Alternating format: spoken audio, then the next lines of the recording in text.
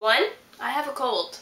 2, you got me talking about Doctor Who, and you're gonna have a really hard time making me shut up about it. 3, spoilers.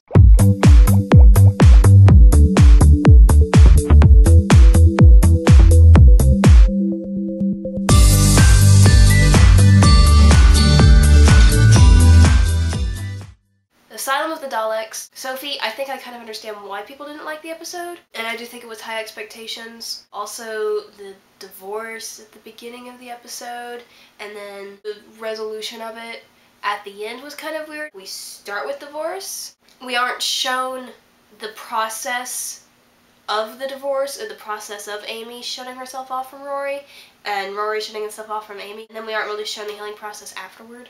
And so I think that was kind of abrupt.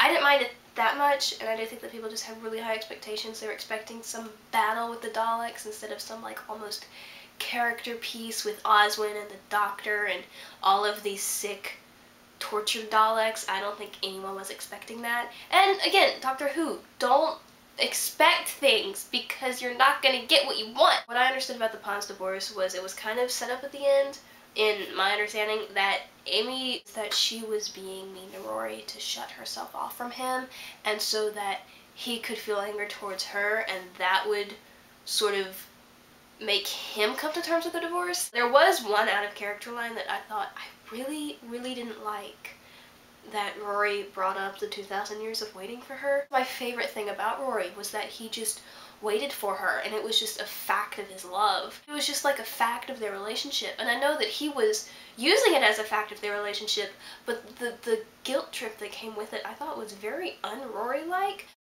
I think that it is not really a matter of opinion, but a fact that the transition from 9 to 10 was smoother than the transition from 10 to 11, and there are so many reasons for that. They changed writers, actors, companions. I mean, everything was changed. Not only that, but right before the 10th Doctor's regeneration, you see like all of the other companions and storylines mostly tied up. When it comes to the age of the Doctor, I agreed with you until in A Good Man Goes to War, when he's in the chair and he's talking to the captain and he gives that speech about Captain Runaway, and he starts kind of like the typical 11th Doctor, and then real fast he just sort of barrels into this angry, older, darker man.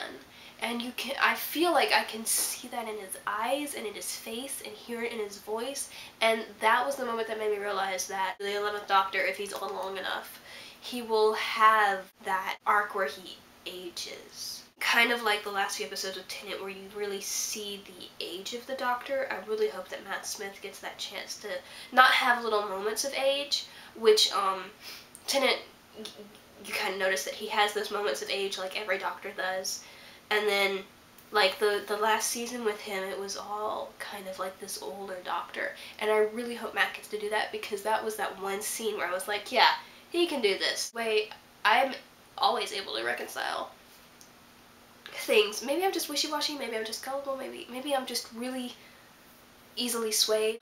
But the fandom is just so good with, like, they find running themes connecting the 9th, 10th, and 11th, and, you know, all of the even original series Doctors, and, you know, like little travels of fan fiction that fill in the gaps that the show doesn't fill, and you really realize that it's not a TV show, and the writers don't fill everything, because it's not just a TV show, it's a fandom.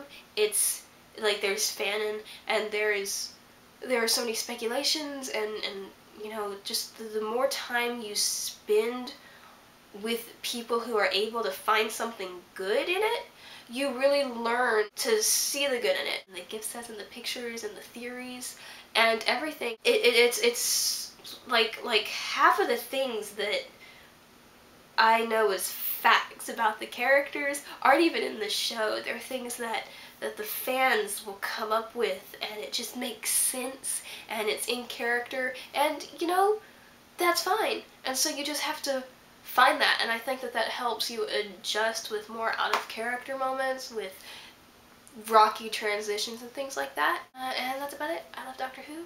The show's awesome, and I'm gonna go blow my nose.